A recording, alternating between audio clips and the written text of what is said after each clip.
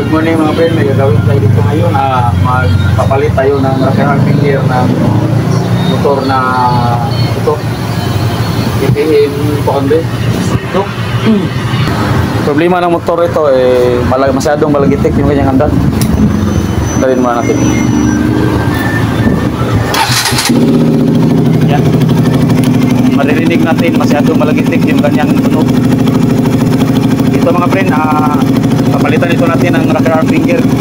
Napakita ko sa inyo kung paano tayo magpapalit ng rocker arm finger na sikapin natin na hindi natin ibababa yung makina.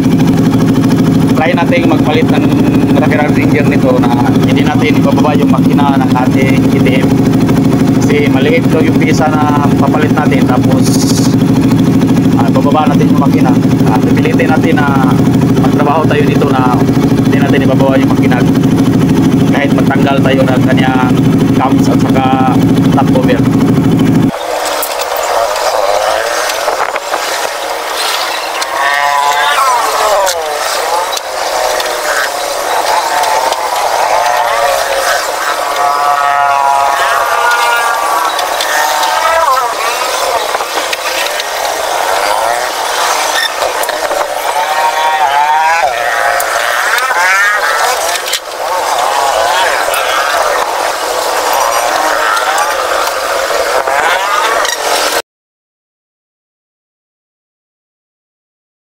Ito yung ginawa natin mga friends sa KTM 290. Bali yung 6mm na alin ko, ito alin din sa 6mm, pinutulan ko ito ng medyo maliit.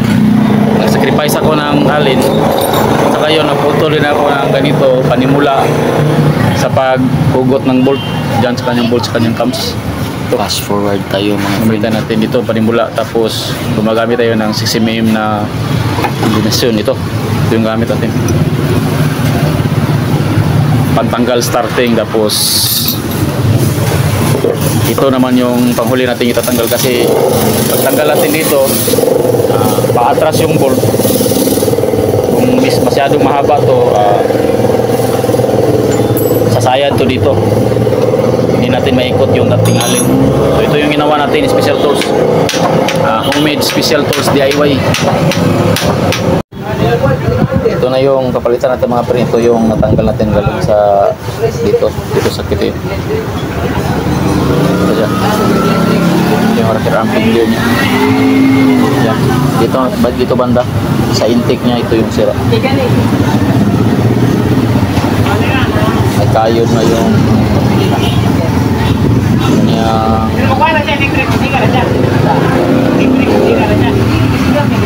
ito yung kapalit natin bago. Yan, malinis, walang kayod. Ito may kayod na. Kapalit natin. Pagpalit ito mga pre, kailangan mong tanggalin itong axle niya. May min-axle ito maliit, tapos may cover ito. Ito yung cover niya, tapos may axle sa lalim. Diyan lang tinutusok yung kanyang rocker arm finger. Ang mahirap lang yung pagtanggal dito sa kanyang sa sprocket cam ng kanyang bolt ng kanyang camshaft, lalo na kapag nilagyan ng Loctite. Pagtanggal pag symbol medyo mahirap siya. Ito yung ginagawa natin, yung 6mm na ano natin. Ito kababa lang, around mga 15mm ata to. Tangkad niya na kinating natin para matanggal yung bolt na kanyang camshaft. Ito yung ginawa natin mga friend. Babalik na natin to, tapos palit na natin itong bagong rocker arm finger. Sa pagtanggal dito, kailangan tanggalin niya ito ng crankcase para magkaroon kayo ng stopper dito pagtanggal. Ang crown nut ito ay magkatulad lang sa pag-iksari yung 125, yung sa clutch housing nya, para may pang alcontra kayo kung anong tawag nyo dyan, para pagtanggal nyo dito sa kanyang nut dito sa kanyang camshaft dito,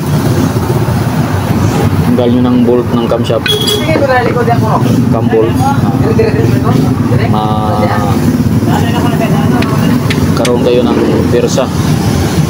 Kasi medyo hirap talaga tanggalin kasi itong tight yung thread lock yung kanyang bolt, ilalagyan thread lock.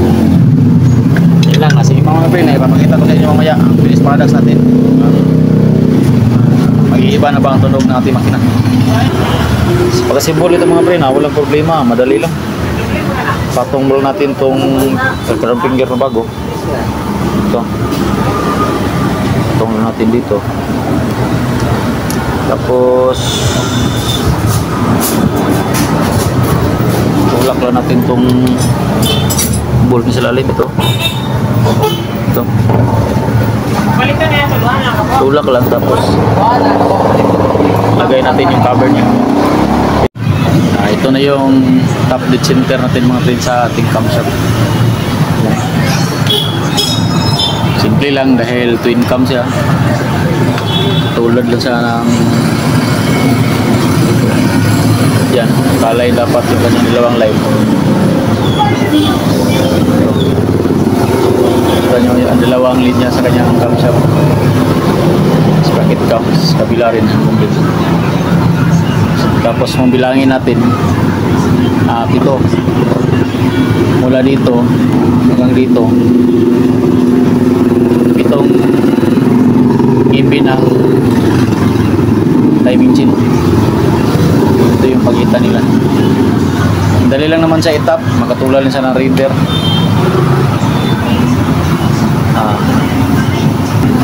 Ito sa timing. Timing pa niya. Nakita kayo kunti-kunti dyan. Good sa babalik ko natin, tutang natin. Pinakita ko lang sa inyo ang top ng ganyang camshaft. Ito na yung KTM na Dog RC 200 mga pre na nalitan natin ng rocker finger. Tapos na siya, malapit na natin yung tanke, kanyang regulator, lahat nakagit na natin. Try na natin panda rin.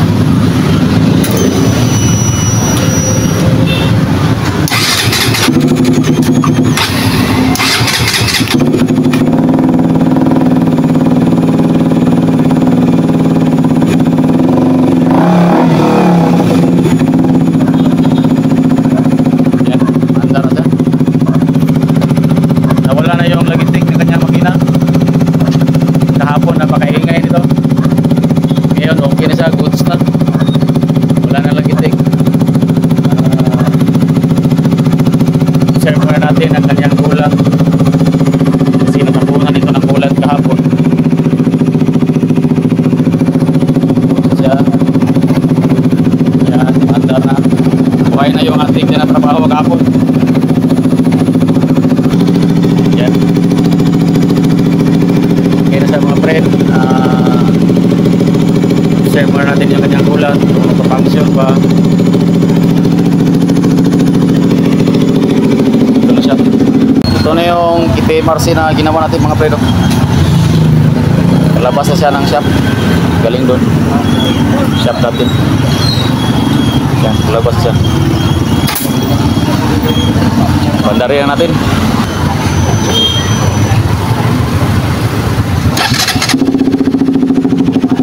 Okay na siya. Bandar na. Yun lang po mga frame, kung mag-aalis, magpapalit kayo ng carving gear, maaari yung sundan yung ginagawa natin. At saka yung mga special tools na ginagawa natin na papalit kayo ng carving gear kagaya nito. Mahalin nyo lang sumputin. Maaari nyo hindi baba yung kanyang makina, pero kung gusto nyo hindi baba, nasa sa inyo na yun. Pero yung sa akin lang, isa yung sa paraan na kung mag-alis tayo ng magpapalit tayo ng carving gear, pwede na natin hindi wala yung makina sa kanyang chassis. Yun lang po mga pre, at maraming salamat sa mga sumusuporta sa akin. Salamat sa pag-like, follow, share and subscribe. Maraming salamat po at God bless sa inyong lahat.